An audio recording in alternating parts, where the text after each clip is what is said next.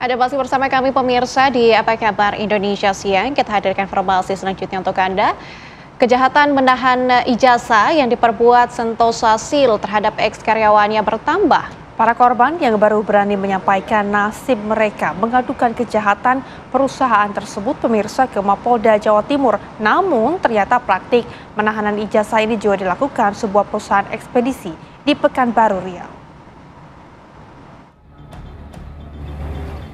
Melalui kuasa hukum, 44 eks-karyawan UD Sentosa Sil Pergudangan Margomulyo Surabaya melaporkan kasus penahanan ijazah dengan disertai sejumlah bukti ke Mapolda Jawa Timur.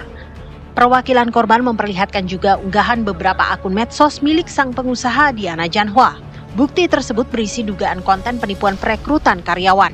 Selain sang pengusaha, seorang manajer perusahaan Veronica juga turut dilaporkan.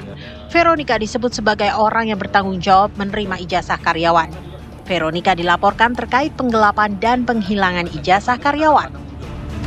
Termasuk adalah dugaan tindak pidana penipuan, di mana bahwa ada akun-akun media sosial, ada 3 akun. Yang pertama adalah akun Facebook, kemudian akun aplikasi Kita Lulus, dan akun Instagram yang melakukan pengumuman lowongan pekerjaan. Nah, dari situ lowongan pekerjaan itu menentukan syarat-syarat. Salah satu syarat penting adalah tentang penyerahan ijazah dan penahanan ijazah asli.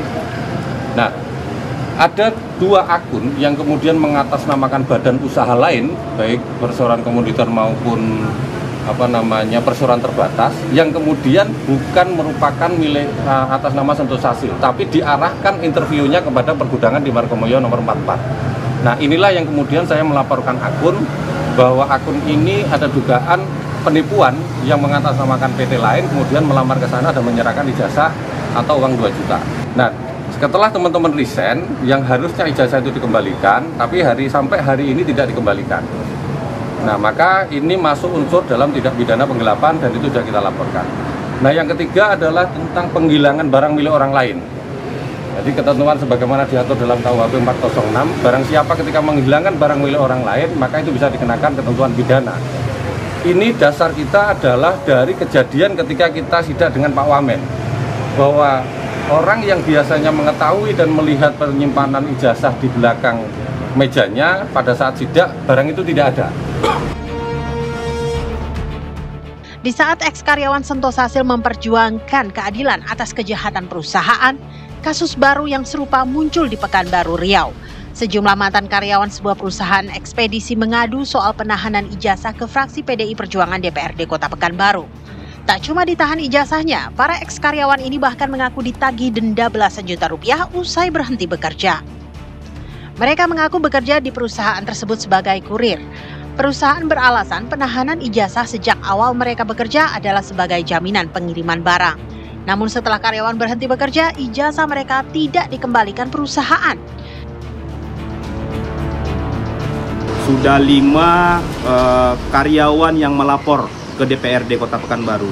Jadi niat baik kita hari ini adalah ingin menyelesaikan secara kekeluargaan.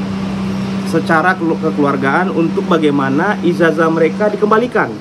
Tetapi setelah kita sampai melakukan mediasi, tidak mau mereka untuk berdiskusi, untuk mereka menyampaikan kenapa ditahan gitu.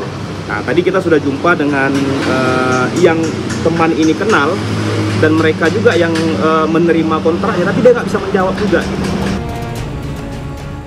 Karena pertemuan dengan perusahaan berakhir buntu, DPRD akan memanggil perusahaan dan instansi terkait untuk menyelesaikan masalah ijazah ini. Jika tak juga bisa diselesaikan di DPRD, maka kasus ini akan dilanjutkan dengan laporan polisi. Dari Pekanbaru Riau dan Surabaya, Jawa Timur, tim TV One mengabarkan.